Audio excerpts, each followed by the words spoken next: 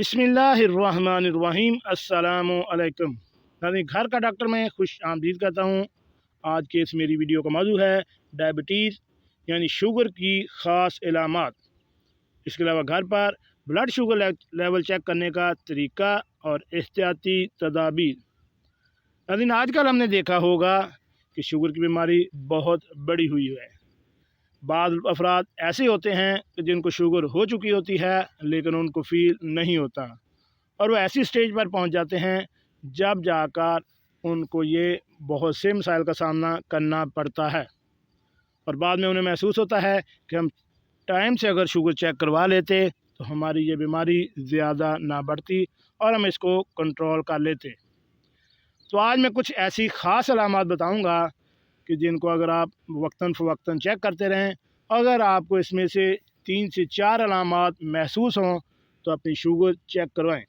हो सकता है कि अभी आपको शुगर शुरू हुई हो और आप फ़ौरन से इसको कंट्रोल करना शुरू कर दें। तो चलिए नाज़रीन, चलते इस वीडियो की तफसील की जानब।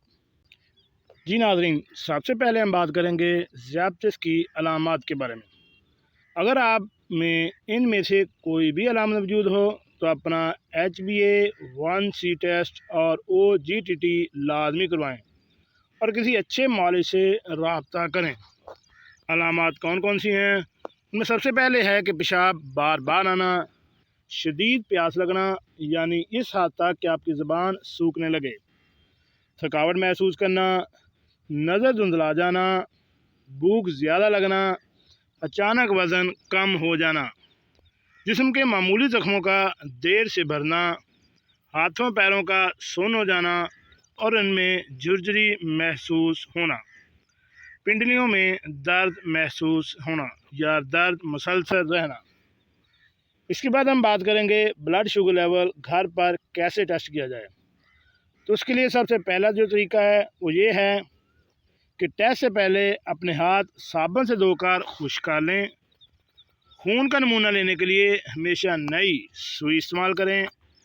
अपनी भी पहले इस्तेमाल की गई सुई न सिर्फ आपको इन्फेक्शन में मुब्तला कर सकती है बल्कि दोबारा इस्तेमाल पर कौन होने की वजह से तकलीफ दे भी हो सकती है। ग्लूकोमीटर को हदायत के मुताबिक ऑन करें। खून का नमूना लेने के लिए सबसे पहले अपनी उंगली के सिरे से खून लेना है।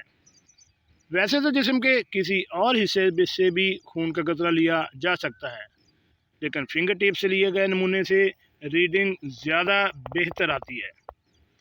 अगर आपकी उंगली से खून ना निकल रहा हो, अपने जिस्म को नीम गर्म पानी से धोएं। अपने हाथ को ज़मीन की तरफ लटकाकर झटका दें। उंगली के किनारे को ज़ोर से दबाएं। खून के नमूने को ग्लूकोमीटर पर रख कर रिज़ल्ट के लिए कुछ सेकंड्स का इंतज़ार करें। आखिरी जो पॉइंट है वो ये है कि नमूने के लिए इस्तेमाल की गई सुई को तोड़कर किसी ऐसे डब्बे में डालकर कूड़े में डालें जिसको उठाने वाले को सुई ना चुभे। याद रखें, इन्फेक्टेड सुई बहुत सी बीमारियां जैसा कि हेपेटाइटिस बी फैलने का बायस बन सकती है।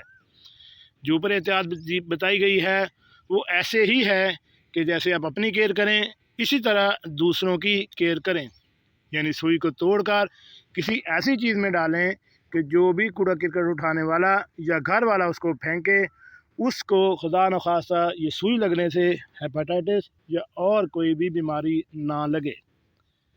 अगर आप इन एहतियाती तदाबीर पर अमल करेंगे तो आप दर्द से भी बच सकते हैं और किसी भी इन्फेक्शन से बच सकते हैं, और आपकी थोड़ी सी एहतियात से कोई दूसरा फ़र्द भी बच सकता है।